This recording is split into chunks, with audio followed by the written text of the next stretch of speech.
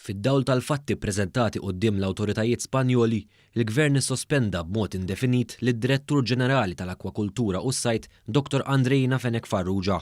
L-istess awtoritajiet implikaw lil Fenech Farrugia f'każ allegat ta' tixħim biex jinkisru l-kwoti tas-sajd tat-tonn. Fi stqarrija l-Ministeru għall-Ambjent sostna li kif għamel dejjem il-Gvern qed jikkollabora mal-awtoritajiet fl-investigazzjonijiet kollha li qed isiru biex jiġu stabbiliti l-fatti kollha dwar dan il-każ anke fl-interess tas-settur tas-sajd u l-akwakultura f'pajjiżna.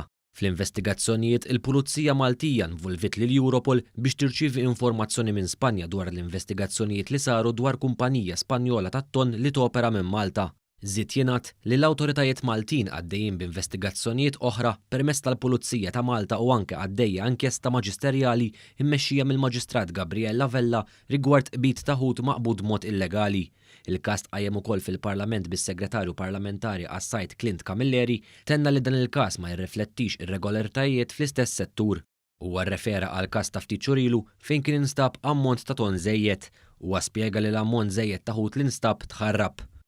Irrid ngħid li f'dan il-każ fejn sibna irregolaritajiet rridu ngħidu fuq kull operatur fejn sibna ħut żejjed dan il-ħut tħarrab, però aktar minn hekk għaddejna wkoll l-informazzjoni lill-Pulizija u nfetħet proprju inkjesta maġisterjali. Camilleri spjega kif b'differenza għal tmexxijiet differenti fi snin li għaddew kien dan il-Gvern li saħħaħ il-leġiżlazzjoni li tirregola lil fish farms. Fakkar kif b'differenza għas snin li għaddew, illum il-leġiżlazzjoni tobbliga li l-kejl tal-ammonti ta' tonn li jinqabad mill-istess fish farms għandu jsir mhux mill-irjus biss iżda anke mill-pis. Kien propju bekk li nqabdet id-diskrepanza ta' tonn żejjed b'riżultat li dan tħarrab.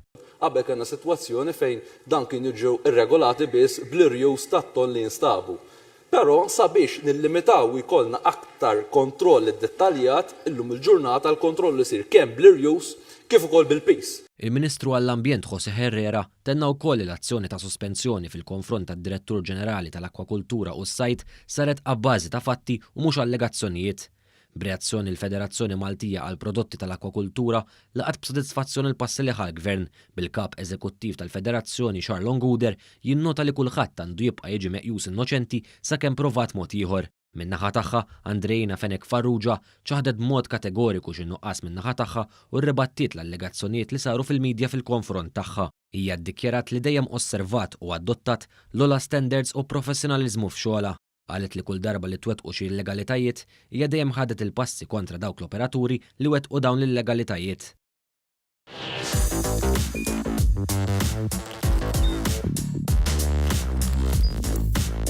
Idħol fuq one.com.mt u hemmhekk tista' tara l-programmi kollha li jxandru fuq One permezz ta' One Play.